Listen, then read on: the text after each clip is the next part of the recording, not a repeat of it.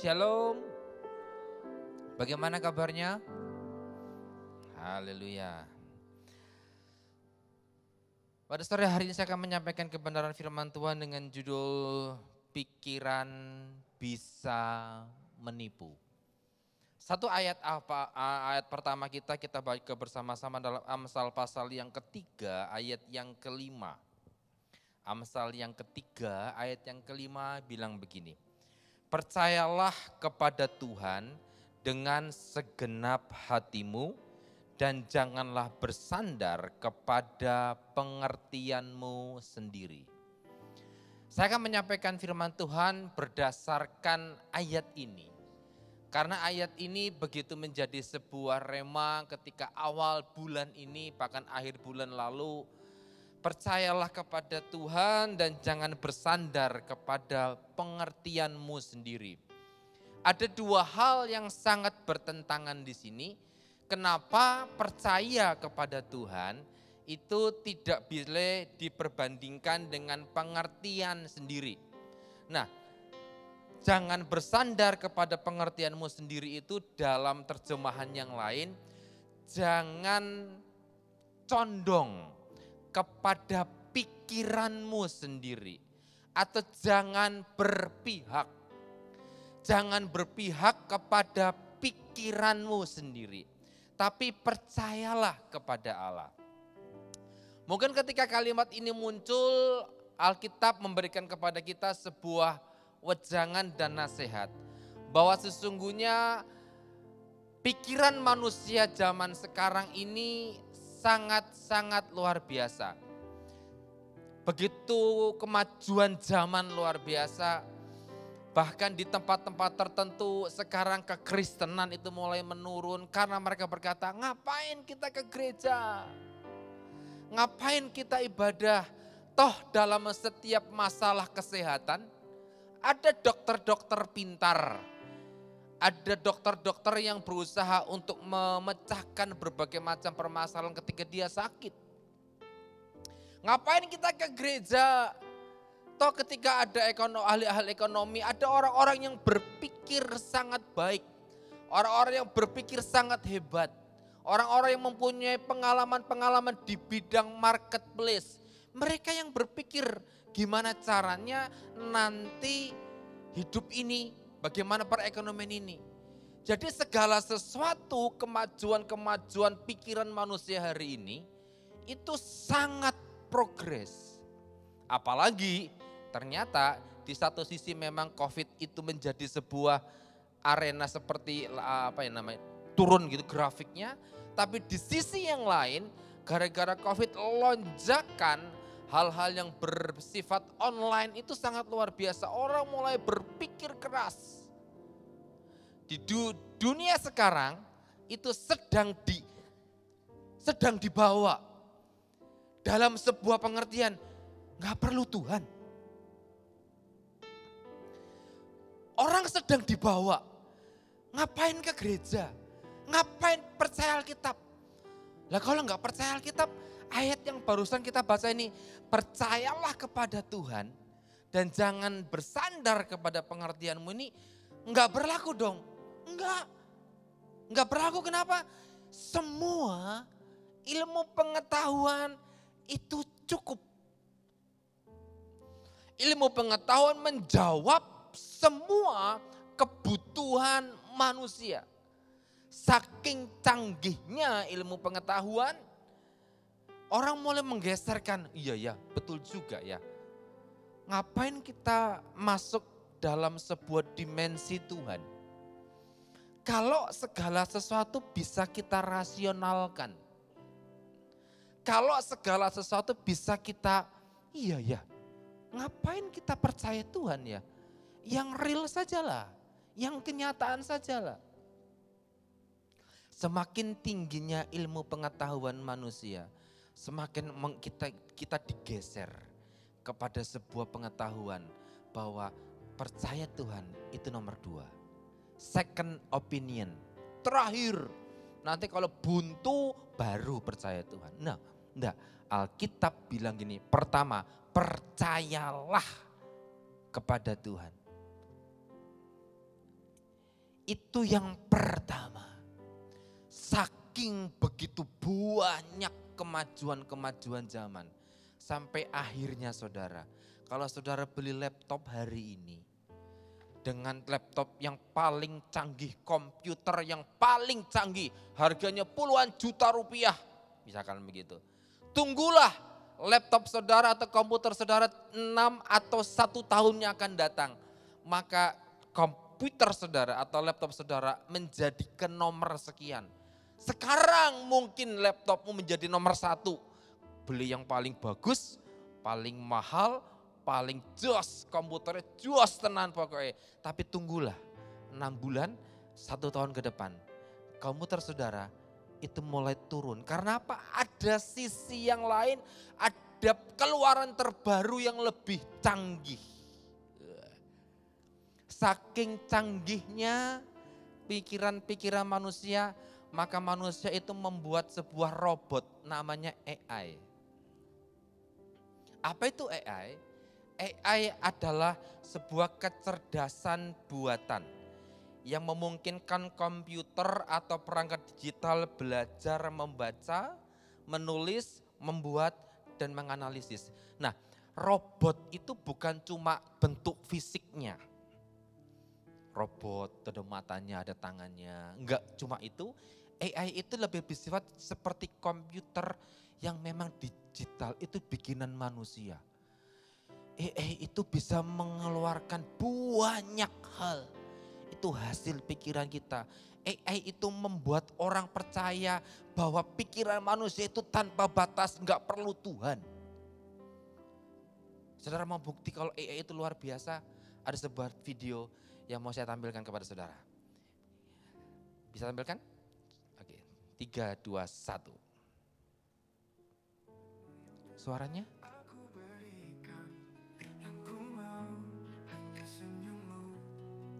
Biarkan aku saja yang bertahan. Kau cukup ada di sampingku setiap saat siang dan malam. Tanpa ragu pegang tanganku, melangkah bersama dalam damai. Kau cukup ada di sampingku setiap saat siang dan malam. Tanpa ragu pegang tanganku, melangkah bersama dalam damai. Senyummu untukku bawa terang dalam gelap. Senyummu untukku hapus duka semua tetap.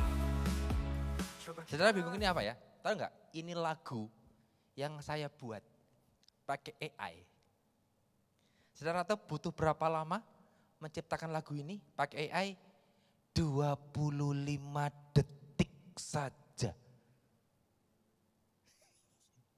Saya nggak percaya tadinya, tak jajalah. Aku tak bikin lirik, saya bikin liriknya, setengah bikin lirik, setengah lagi AI yang bikin lirik. Saya generate, kemudian saya pilih musik pop, klasik atau saya pilih pop dan R&B gitu kan. Nanti di tengah-tengah itu ada rapnya. Saya klik, saya hitung 1, 2, 3, 25 detik. Ada lagu ini muncul. Sa aransemennya, sa musik-musiknya, sa interlude-interlude-nya, nanti tuh dengan rapnya itu di tengah-tengah ada rapnya Pak Bu, bagus banget bagi saya. Itu teknologi manusia, pikiran manusia, AI itu menjadi sebuah, wah sekarang digandrungi. Bayangkan, sekarang dunia tuh begitu. Bahwa, ngapain? Teknologi itu sudah cukup dari segalanya. Lah kalau teknologi itu bisa mengatasi segalanya, ngapain percaya Alkitab? Ngapain percaya Tuhan? Dan jawabannya begini, bahwa orang-orang yang percaya bahwa dia tidak memerlukan Tuhan, hidupnya akan semakin terjerumus. Mengapa kita tidak boleh bersandar kepada pengertian atau pikiran kita sendiri? Yang pertama, karena pikiran kita bisa dimanipulasi. Saudara pengen tahu kok pikiran kita bisa dimanipulasi? Oke, lihat gambar ini. 1, 2, 3. Oke, adakah baris yang tidak lurus? Matikan. Cut. Nah, adakah baris yang tidak lurus tadi? Saya ulangi ya. 1, 2, 3. Cut. Oke. Menurut saudara, adakah baris tidak lurus? Ada Pak. Tapi kalau saudara lihat dengan seksama, itu semua baris lurus. Buktikan, tampilkan. 1, 2, oke. Fokus kepada satu baris, satu persatu. Itu semua baris lurus. Enggak ada yang enggak lurus.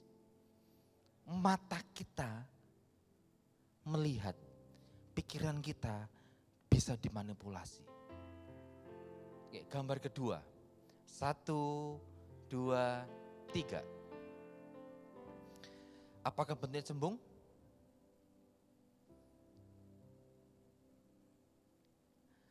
Orang pertama saya lihat bentuknya cembung seperti menonjol keluar. Pada sebetulnya tidak. Ini enggak bentuk cembung, ini cuma titik-titik aja. Jadi kelihatannya cembung. Oke, gambar ketiga, 1, 2, 3. Saudara melihat apa? Kakek nenek? Betul? Tapi itu bukan cuma kakek nenek, itu di sebelah sana, sebelah utara itu ada seorang yang main gitar dengan seorang perempuan di sana. Dan sebelah sini ada seseorang yang ada botolnya, kemudian ada memegang sesuatu di atasnya. Oke? Oke, terima kasih, matikan gambarnya. Semua gambar-gambar ini, itulah sebuah gambar-gambar di mana pikiran kita bisa dimanipulasi.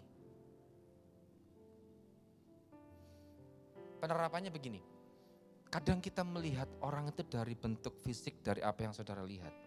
Ketoke Kristen banget, rohani banget tenan. Kalau ke gereja angkat tangan, kalau ke gereja luar biasa, tapi ternyata hidupnya hancur.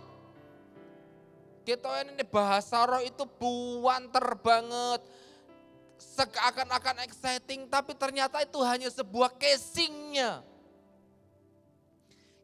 Dan banyak hal yang terjadi dalam kehidupan kita, bahwa kadang-kadang kita hanya melihat dari luarnya saja. Pikiran kita berkata, oh orang ini apik, orang ini bagus, tenan, yakin. Tahu dari mana? Saya lihat. Tapi ketika kenal, ternyata dia seorang penipu. Misalkan begitu. Jadi pikiran kita tuh bisa dimanipulasi. Saudara pernah gak sih? Ada seseorang yang bercerita kepada saya ketika dia digendam lah istilahnya begitu. Ditelepon, ini anaknya ibu kecelakaan di sini. Oh iya toh bingung. Terus gimana? Saya ada di rumah sakit Bu, membutuhkan biaya dengan cara-cara mereka. Oh dia mulai gubo, dia pergi ke ATM, kemudian mengirimkan sebuah nominal uang kepada orang itu. Terus ketika tiba-tiba dia tersadar, loh bukankah anakku sudah pulang? Jadi betul bahwa pikiran ini bekerja dan bisa dimanipulasi oleh apapun. Jadi kalau belajar di YouTube, bagaimana how to manipulate your mind, bagaimana memanipulasi pikiranmu itu banyak banget. Caranya kalau saudara bisa banyak banget. 1 Samuel pasal yang ke-17 ayat yang ke-43. Ini cukup unik. Orang Filistin itu berkata kepada Daud, anjingkah aku? Maka engkau mendatangi aku dengan tongkat. Lalu demi Allahnya orang Filistin, ia mengutuki Daud. Begini, ini Goliat tertipu. Loh kok tertipu? Begini, Goliat kan berhadapan dengan Daud. Kecil, pendek, saya 160 di KTP. Realitanya 158. Daud itu 3 meter ke atas gitu ya.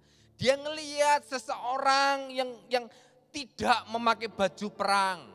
Dia melihat orang muda yang tidak pengalaman berperang, yang kemerah-merahan, tidak memakai baju perang dan tidak membawa pedang. Dia berkata, "Edan piye? Apakah aku ini anjing?" Dia tidak sedang menghina dirinya, enggak. Goliat tidak sedang menghina dirinya, dia sedang memperbandingkan dirinya dengan seseorang yang itu bukan lawanku. Lihat, Goliat tertipu dengan pikirannya sendiri. Goliat tertipu dengan apa yang dia lihat sendiri. Endingnya kita tahu, Daud mengalahkan Goliat. Tapi awalnya Daud tertipu. Lah kecil, bocah cilik, Allah. Gampang. Karena apa? Karena Daud, karena Goliat ngelihat, siapa Daud? Dia punya pengalaman apa-apa. Bayangkan, itulah pikiran. Pikiran kita bisa memanipulasi kita. Markus pasal yang ke-6 ayat yang ketiga bilang begini. Bukankah ia ini tukang kayu, anak Maria, saudara Yakobus, Yoses, Yudas dan Simon? Dan bukankah saudara-saudaranya yang perempuan itu ada bersama kita? Lalu mereka kecewa dan menolak dia. Ini Yesus ada di Nazaret, memberitakan Injil, mulai menyembuhkan beberapa orang. Tapi kalian bilang begini, bukankah ia ini tukang kayu? Coba lihat pikirannya. Loh, alah aku ngerti anaknya sopo kae, anaknya tukang kayu. Tak pikir dia tuh anak seorang dari konglomerat. Keturunan rabi dari mana? Keturunan imam dari mana lah, anak tukang kayu. Itu loh yang ada dalam pikiran orang-orang Nazaret. Akhirnya apa? Mereka kecewa. Lihat, mudah sekali pikiran kita termanipulasi, tertipu. Jangan andalkan pikiran itu. Yang kedua, kenapa pikiran kita nggak boleh mengandalkan pikiran? Karena pikiran kita bisa membuat kesombongan. Orang yang terlalu banyak mengutamakan pikiran atau mengandalkan pikirannya itu jauh lebih mudah jatuh dalam dosa kesombongan. Karena ia merasa lebih pintar untuk mengatasi berbagai masalah. Ketemu, menasehati orang yang sok pintar, malah kita dinasehati. Maksud kita baik menasehati dia, malah kita dinasehati. Karena dia merasa apa? Aku bisa kok. Nah, hal yang serupa itu terjadi ketika Daud merasa sombong. Dia merasa ingin menunjukkan kepada orang lain, ini loh negeri Israel damai, sejahtera, sentosa karena aku. Dalam 2 Samuel pasal yang ke-24 ayat 1 dan 2.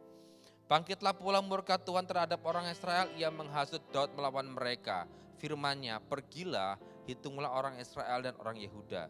Lalu berkatalah raja kepada Yoab dan panglima tentara yang bersama-sama dengan dia. Jelajahilah segenap suku Israel dari Dan sampai Betseba. Adakanlah pendaftaran di antara rakyat supaya aku tahu jumlah mereka. Ini awalnya ketika Daud itu nyuruh Yoab pergi bikin sensus. Tidak ada yang salah kan sensus penduduk. Dia juga raja. Dia kan wajar dong dia mau melihat berapa pasukannya, berapa hartanya, berapa segala kepunyaannya, kan wajar. Tetapi semua yang dilakukan oleh Daud itu berdasarkan karena dia ingin merasa, ini loh bangsaku Israel hebat, itu karena aku ada di dalamnya, itu karena aku yang menentramkannya, itu karena aku memberikan kemakmurannya. Ini loh kenapa aku mengadakan sensus, supaya orang tahu bahwa semua yang telah terjadi di Israel itu terjadi karena kepemimpinanku.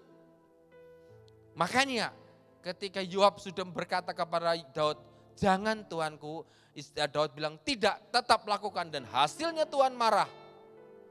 Melalui nabinya, Daud diperhadapkan dengan sebuah 3 pilihan. 1, 3 tahun kelaparan. 2, 3 bulan lari dari musuh. Yang ketiga, 3 hari penyakit sampar. Karena dosa kesombongannya itu. Karena dia merasa bahwa segala yang terjadi di Israel itu karena dia. Akhirnya apa? Daud memilih 3 hari penyakit sampar. Saudara tahu yang meninggal berapa? Alkitab mencatat 70.000 orang meninggal. Bayangkanlah, 70.000 orang yang mungkin tidak pernah kenal Daud. Yang mungkin kenal cuma karena dia rajanya saja. 70.000 orang itu mungkin belum pernah ketemu Daud. Tapi gara-gara Daud yang sombong, 70.000 orang ini mati sia-sia. Bayanginlah. Itu kalau orang mengandalkan ini loh. Ini. Merasa aku hebat. Merasa aku kuat. Merasa aku pintar. Ini loh. Itulah sebabnya Bapak Ibu. Percaya kepada Allah. Kalau tadi saya bertanya, mengapa kita tidak boleh percaya kepada mengandalkan pikiran? Karena 2 hal. Karena pikiran bisa dimanipulasi. Yang kedua, pikiran kita bisa membuat kita sombong. Lalu pertanyaan kedua, kenapa kita harus percaya kepada Tuhan? Yang pertama, karena Tuhan memiliki cara yang jauh di atas logika. Kita buka bersama-sama kembali. 1 Samuel 17 ayat yang ke-40. Oke. Lalu Daud mengambil tongkatnya di tangannya. Dipilihnya dari dasar sungai 5 batu yang licin dan ditaruhnya dalam kantung gembala yang dibawanya, yakni tempat batu-batu, sedang umbannya dipegangnya di tangannya. Demikianlah ia mendekati orang Filistin. Jadi gini, Daud membawa tongkat. Tapi tongkat yang dibawa oleh Daud itu bukan tongkat yang biasa untuk orang berperang. Itu adalah tongkat gembala yang memang biasa dia pakai ketika dia mengembalakan kambing domba. Yang jumlahnya tidak banyak. Itu tongkat bukan tongkat perang yang ujung-ujungnya ada besi-besinya atau runcing seperti tombak. Bukan, itu tongkat biasa. Oke, itu tongkat biasa dan selain tongkat dia ngambil 5 buah batu yang siap diumban. Lompat ke ayat yang ke-49 dan 50.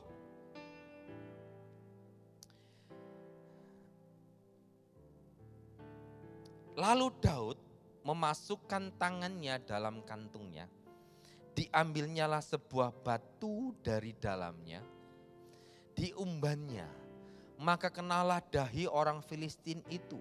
Sehingga batu itu terbenam di dalam bahinya. Dan terjerumuslah ia dengan mukanya ke tanah. 50. Demikianlah Daud mengalahkan orang Filistin itu dengan umban dan batu. Ia mengalahkan orang Filistin itu dan membunuhnya. Ayo bersama-sama katakan, tanpa pedang di tangan. Sekali lagi bersama-sama, 1, 2, 3. Tanpa pedang di tangan. Kenapa saya menekankan kalimat tanpa pedang di tangan? Karena peperangan pada waktu itu perang face to face. Pakainya pedang, tombak, panah, busur, atau apapun juga yang sifatnya runcing dan bisa membunuh. Tapi Daud mengalahkan Goliat tanpa pedang. Ini yang menjadi, wah iya ya. Kalau Tuhan bekerja dalam kehidupan seseorang, dalam kehidupan kita, kadang dia memakai hal yang sederhana, gak perlu muluk-muluk, tanpa pedang. Itu jauh di atas logika. Makanya Goliat bilang begini, anjingkah aku? Karena Daud gak bawa pedang, Daud gak bawa tombak, Daud gak bawa baju zirah, Daud gak bawa apa-apa, dia cuma bawa tongkat. Tongkat itu yang dilihat oleh Goliat. Dia tidak tahu bahwa Daud juga bawa umban. Kenapa? Karena bagi Goliat, ini perhatikan, bagi Goliat umban itu tidak masuk hitungan senjata mematikan. Lihat, bagi Goliat umban itu apa sih mainan anak kecil. Tapi perhatikan, sesuatu yang diremehkan oleh Goliat, justru itu yang dipakai Allah untuk menumbangkan Goliat. Sesuatu dianggap remeh, apa umban? Ya, makanya Goliat cuma, kau datang dengan tongkat. Bayangin kan? Dengan kata lain begini, bahwa ketika Daud berperang, dia membawa nama Tuhan. Daud mengalahkan Goliat tanpa pedang karena Allah menyertai dia. Dari cara mengalahkan Goliat, cara mengalahkan masalah saudara, kadang untuk hal-hal yang sederhana. Bukan sesuatu yang rumit, pikiran kita harusnya begini, harusnya begitu, kudune ngene, kudune ngono. Pokoknya harus begini, harus begitu. Kadang Tuhan pakai hal yang sangat sederhana, yang tidak diperhitungkan, yang orang lain tidak tahu, yang orang menganggap itu hal yang sepele. Tapi hal itu ketika Tuhan yang menyertai akan menjadi sebuah senjata untuk mengalahkan Goliat.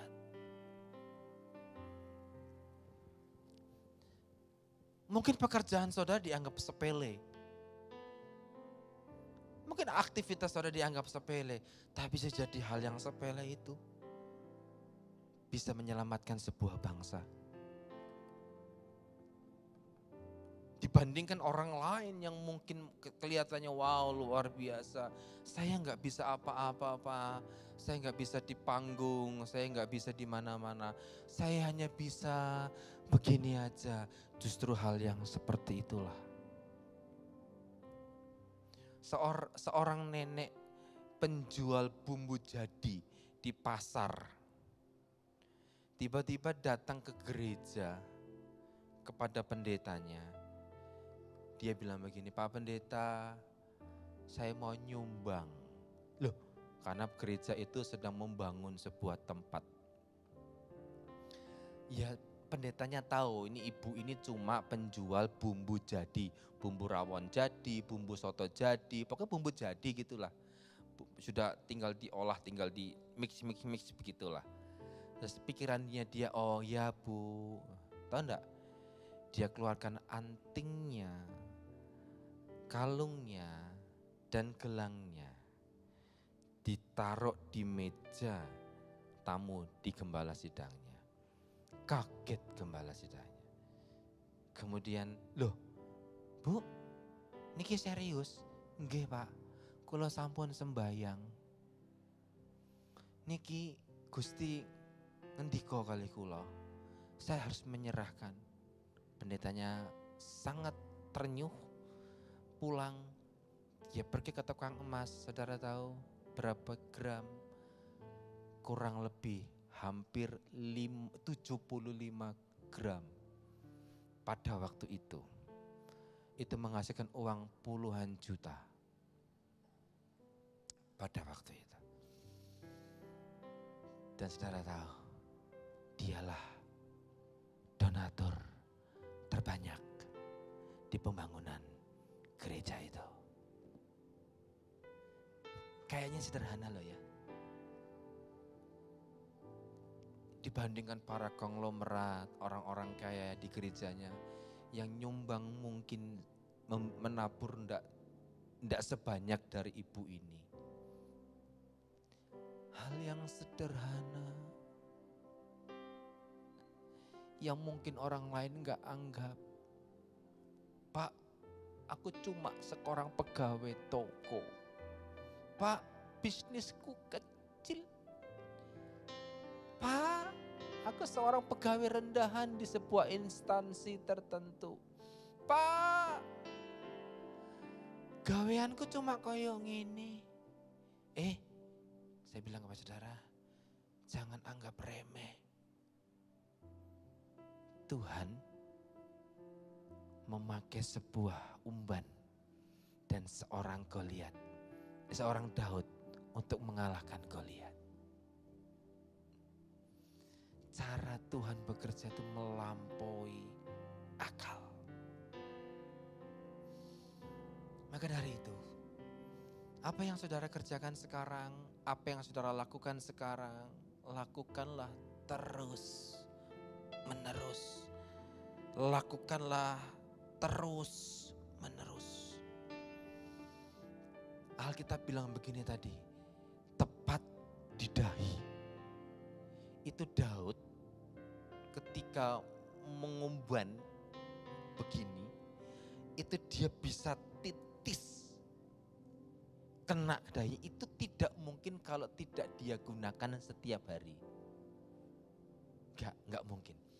Dia setiap hari dia melakukan, entah untuk apa, untuk apa, dia melakukannya terus. Dan ketika tiba waktunya lemparan batu tepat di dahinya, maka tumbanglah raksasa itu. Hari Kamis kemarin ketika kami berada di lantai 6 untuk kita berdoa bersama-sama staf, tiba-tiba di tengah-tengah pujian penyembahan Tuhan ngomong tentang peristiwa ini. Tuhan bilang begini, kamu tahu gak sih kalau Daud perang lawan Goliat dia gak keringetan. Saya dalam hati, loh maksudnya gak keringetan gimana? Loh ya dong, Daud itu gak menghindar, yes. Goliat dia enggak yes gini, wah tiara enggak. Daud cuma wus jelep dung blek langsung. Satu kali percobaan, satu kali berhasil. Orang keringetan. Dia tidak sempat pakai lari dulu, enggak.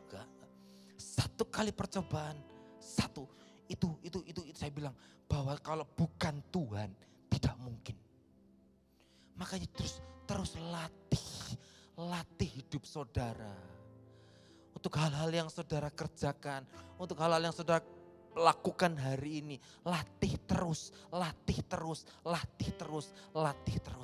Sampai akhirnya Tuhan berkata, oke, latihanmu cukup.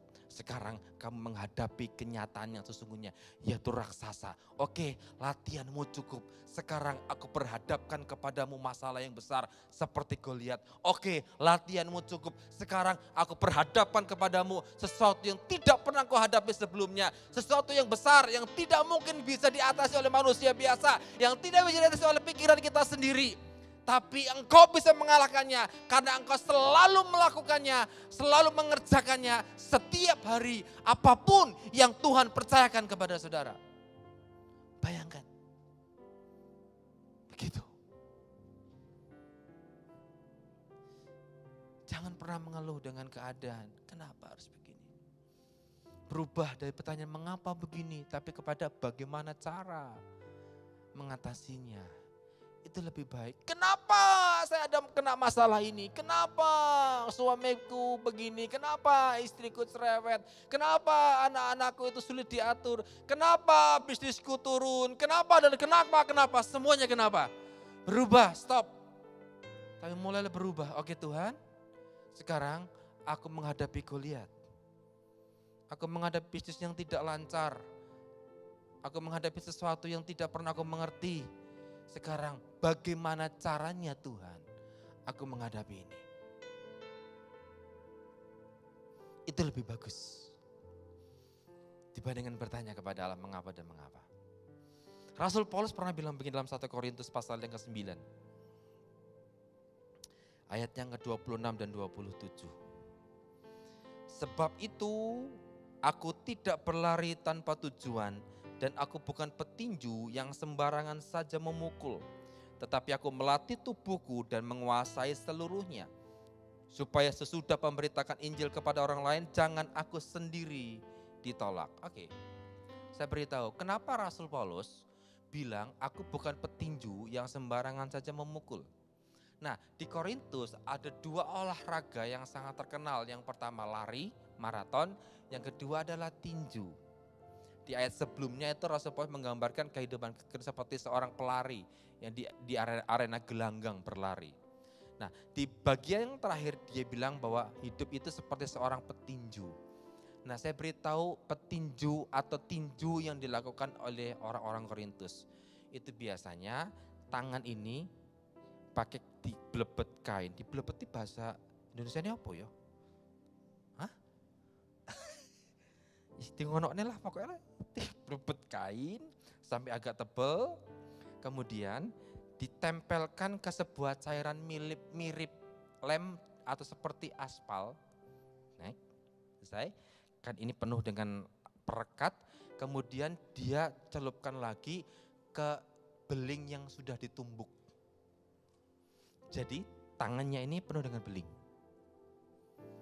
Jadi ketika tinju, si petinju itu enggak sembarangan kayak zaman sekarang kan ditahan begitu ya. Kalau zaman sekarang karena kan dia enggak pakai beling gitu. Zaman dulu enggak. Zaman dulu itu dia harus siap sedia menghindar. Bukan bertahannya itu bukan begini. Enggak, kalau begini hancur semua ini tangannya. Dia harus menghindar. Dan dia harus memukul itu tepat. Supaya apa?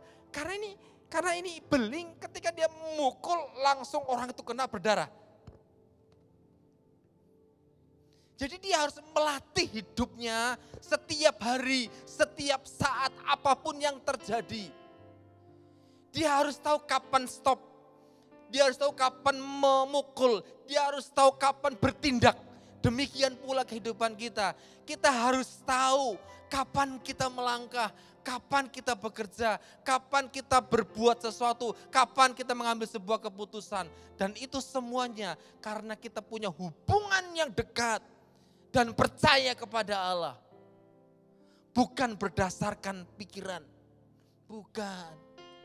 Pikiran bisa dimanipulasi, pikiran bisa ditipu saudara. Pikiran tuh bisa mengelabui diri kita sendiri. Tapi ketika kita percaya kepada Allah, percaya dengan segenap hati, percaya bahwa rencananya lebih besar dari apapun.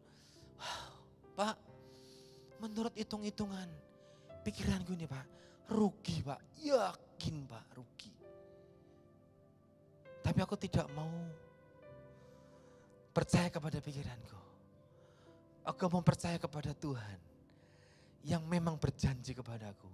Dia akan mengangkat kepalaku. Dia akan menuntun langkahku.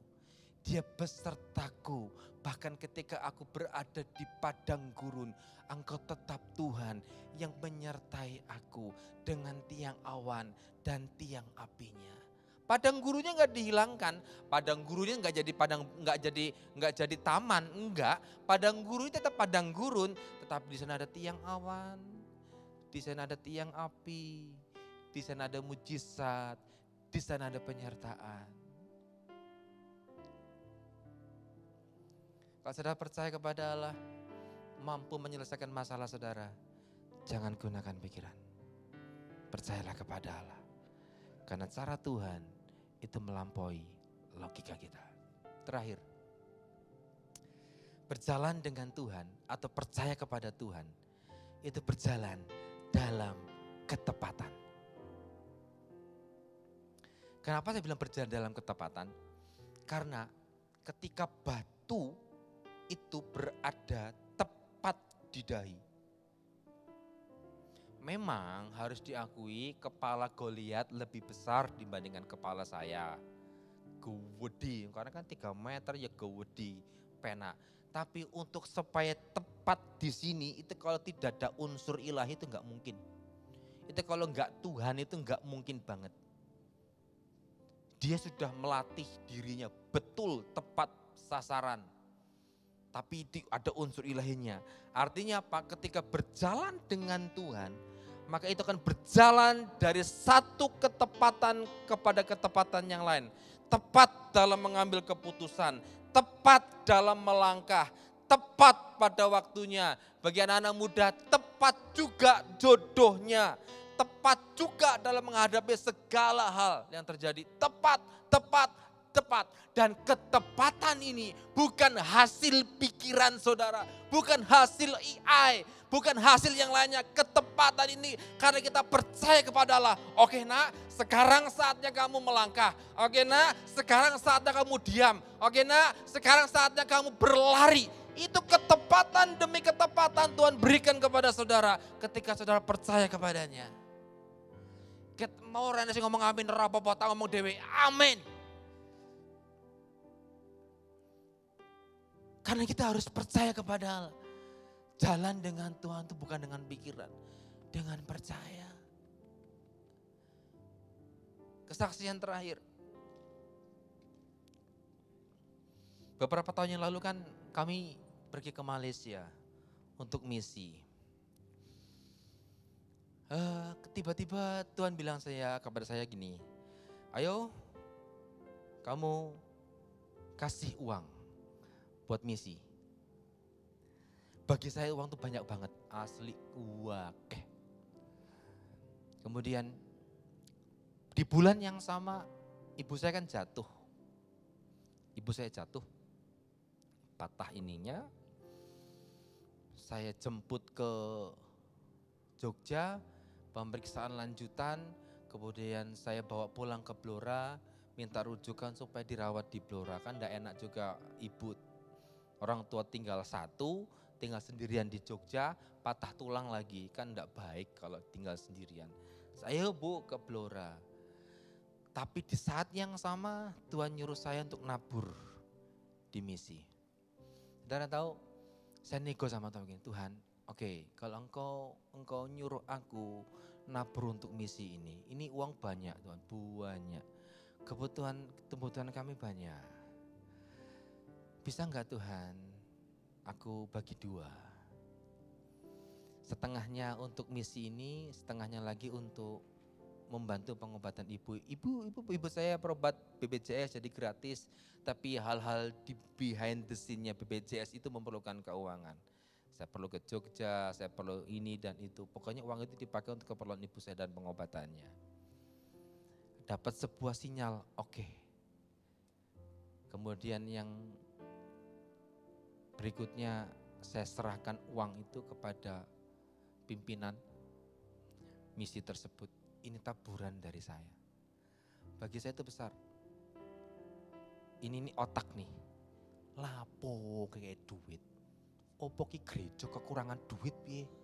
Gereja nek wani budal ning Malaysia ya cepakne duit mesti ono duite.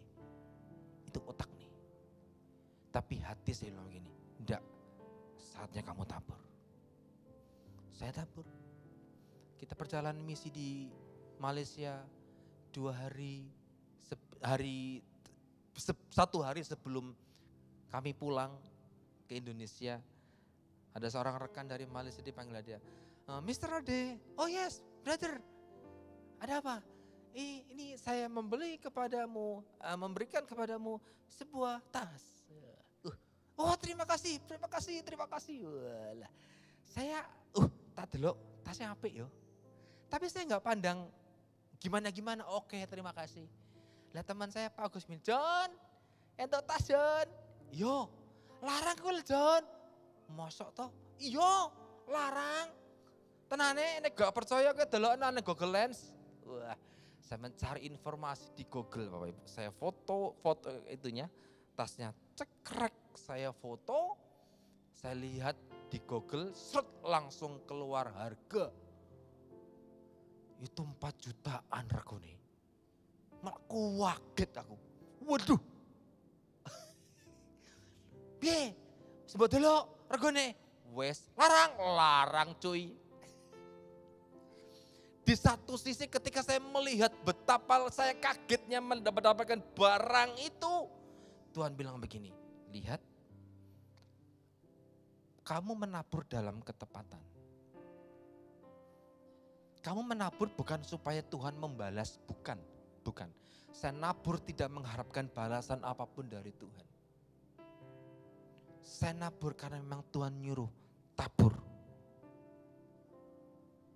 Lihat, berjalan dalam ketepatan itu luar biasa.